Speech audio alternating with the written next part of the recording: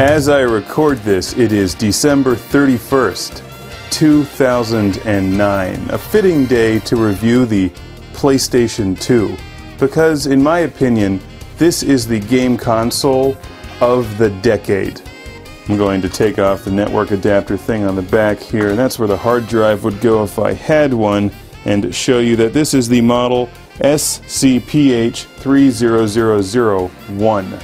This is the old one, released in 2000. The PlayStation 2 is a remarkable video game console, primarily because of the sheer amount of games that were released for it. And when you take into consideration this is backwards compatible with PlayStation 1 games, you have a library of several thousand games to choose from to play on your PlayStation 2, which is an extremely playable game console. It's well built and relatively affordable these days. They're still making these things. 10 years later, the PlayStation 2 is still being made. Now they look a bit different. Nowadays they're much smaller. Here's the PlayStation 2 Slim, as you see, compared to the giant, enormous PlayStation. This is the model SCPH-79001. Much smaller. I'm going to review this separately.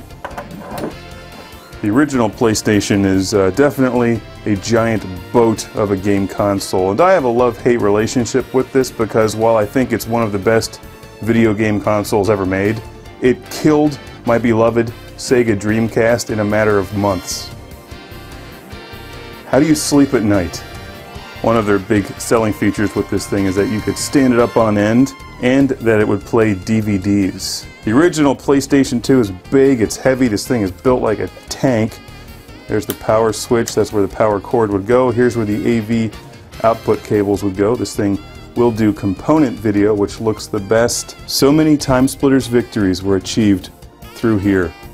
How many of you did I blow away as a cactus? You'll never know. It just fills the screen with its awesomeness. It looks like the monolith from 2001. That's how cool this is. Alright.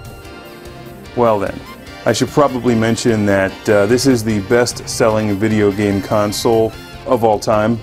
A small fact you might be interested in knowing: there's more than 130 million PlayStation 2s out there in the world. So I'm not the only one that likes this. Let's open up the tray. The original model has a tray that comes out like that, and then you would take a PlayStation 2 game. I'll just show this off with one of my favorites, Time Splitters Future Perfect.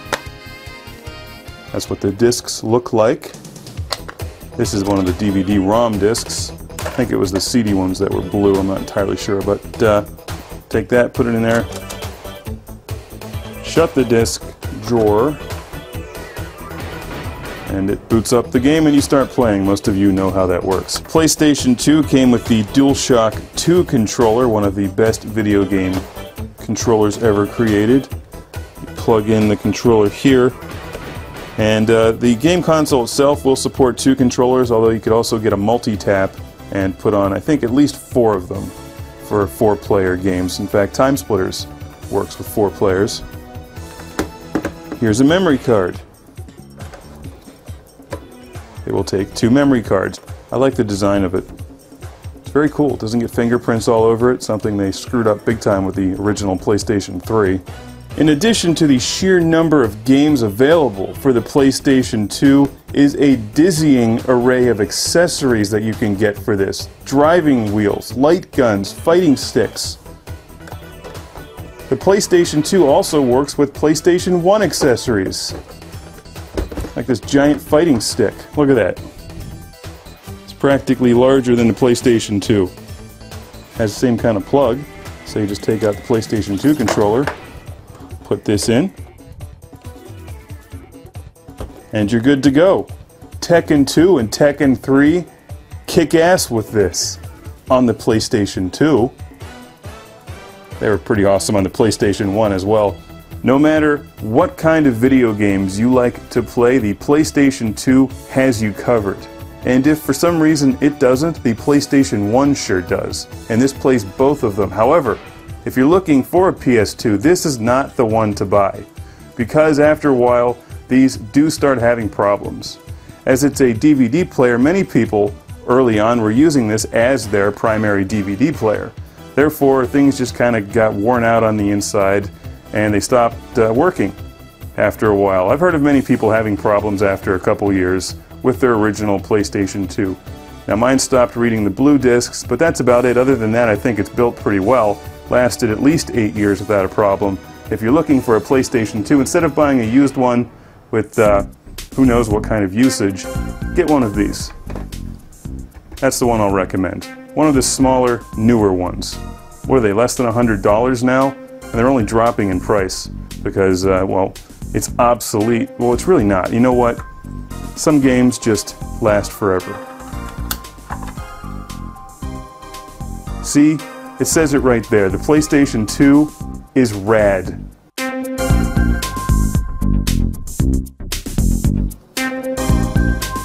You can literally feel the tension just standing here.